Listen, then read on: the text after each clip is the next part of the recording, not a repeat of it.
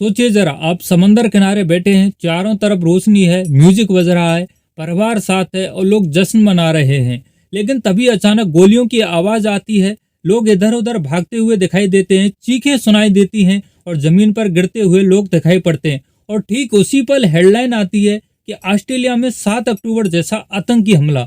अब सवाल ये उठता है कि क्या दुनिया 7 अक्टूबर 2023 को भुला चुकी थी? और अगर भुला चुकी थी तो आतंकवादियों को ये याद दिलाने की जरूरत क्यों पड़ी? दोस्तों नमस्कार, स्वागत है आप सभी का पंकज कुमार न्यूज डेस्क पर। और साथियों, आज हम बात करेंगे ऑस्ट्रेलिया के सिडनी में हुए उस आतंकी हमले की जिसने न सिर्फ ऑस्ट्रेलिया को बल्कि पूरी दुनिया को हिलाकर रख दिया और एक बार फिर से 7 अक्टूबर 2023 के उस आतंकी घटना की याद दिला दी जो इजराइल में हुई थी।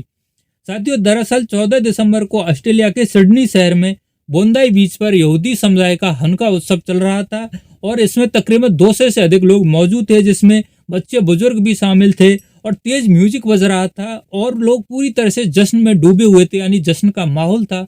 लेकिन तभी साथियों अचानक ये जश्न का माहौल मातम में तब्दील हो जाता है, क्योंकि ब्रिज पर खड़े यहाँ पर 2 हथियारबंद लोग सीधे भीड़ पर फायर करना शुरू कर देते हैं। शुरुआत में तो लोगों को लगता है कि ये शायद पटाखों की आवाज है, लेकिन कुछ सेकंड बाद जब लोग गिरने लगते हैं तो लोगों को समझने में देर नहीं लगती और चारों तरफ भगदड़ मच जाती है। लोग जान बचाकर भागने लगते हैं, चारों तरफ अफरा तफरी का माहौल फैल जाता है। नतीजा 12 यहूदियों की मौत हो जाती है, कई गंभीर रूप से घायल हो जाते हैं। और यही वजह है कि साथियों इस पूरी घटना की तुलना सीधे 7 अक्टूबर 2023 को इजराइल में हुई उस घटना से की जाने लगती है। और इसी बीच एक वीडियो सामने आता है जिसमें साथियों एक ऑस्ट्रेलियाई नागरिक उस आतंकवादी से राइफल छीन लेता है। राइफल छीन लेने के बाद भी वो उस आतंकवादी को मार नहीं पाता है, क्योंकि साथियों ऑस्ट्रेलिया का कानून यहाँ पर किसी को इजाजत नहीं देता है यहाँ पर गोली चलाने की। और इसी वजह से इस मौके का फायदा उठाकर वो आतंकवादी वहां से फरार हो जाता है और अपने साथी के पास जाकर एक और राइफल लेकर वापस से यहाँ पर लोगों पर गोली चलाना शुरू कर देता है। आखिरकार दोस्तों यहाँ पर ऑस्ट्रेलियाई पुलिस हरकत में आती है और दोनों आतंकवादियों को न्यूट्रलाइज करती है। लेकिन अब यहाँ से सवाल बड़ा उठता है कि क्या सिर्फ एक आतंकी हमला था या सिर्फ ये यहूदी समुदाय को टारगेट करके किया गया था? क्योंकि साथियों दुनिया में लगभग 1.5 करोड़ यहाँ पर यहूदी रहते हैं, जिसमें सबसे अधिक इजराइल में रहते हैं, उसके बाद अमेरिका का नंबर आता है और ऑस्ट्रेलिया में लगभग 1 लाख यहूदी यहाँ पर रहते हैं। दोस्तों इसके बाद ऑस्ट्रेलिया के प्रधानमंत्री का बयान आता है, वो इसे आतंकवादी हमला करार देते हैं, लेकिन अपने बयान में यहूदी शब्द को शामिल नहीं करते हैं। इससे यहाँ पर एक विवाद खड़ा हो जाता है।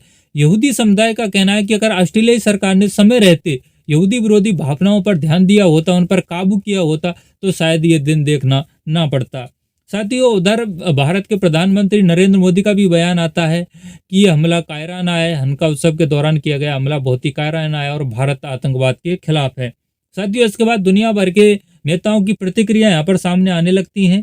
लेकिन साथियों इसके बावजूद सवाल तो उठेगा कि इतनी आधुनिक व्यवस्था होने के बाद भी आतंकी हमला कैसे हो गया? और इसका जवाब है साथियों, कड़वा जरूर है लेकिन सच है कि पुलिस हर किसी की सुरक्षा नहीं कर सकती, हर व्यक्ति को सुरक्षा नहीं दे सकती। घृणा पनपती रहती है और जब बहुत अधिक किसी की घृणा बढ़ जाती है तो ऐसी घटनाओं के रूप में बाहर आती है। और यही वजह साथियों कि भारत में भी अलर्ट जारी किया गया है। अब साथियों जिम्मेदारी सिर्फ सरकार की नहीं, आपकी भी है, मेरी भी है। अगर कोई संदिग्ध गतिविधि आपको दिखाई दे या कोई व्यक्ति असामान्य व्यवहार करता हुआ आपको दिखाई दे तो आप उसे नज़रअंदाज मत कीजिए, क्योंकि हम सिर्फ नागरिक नहीं हैं, हम भारत के प्रतिनिधि हैं। साथियों दुनिया 7 अक्टूबर को बुलाना चाहती थी, लेकिन आतंक आज भी याद दिला रहा है। और सवाल अब यही है कि ऑस्ट्रेलियाई सरकार क्या सख्त कार्रवाई करेगी या फिर इजराइल अपने तरीके से जवाब देगा?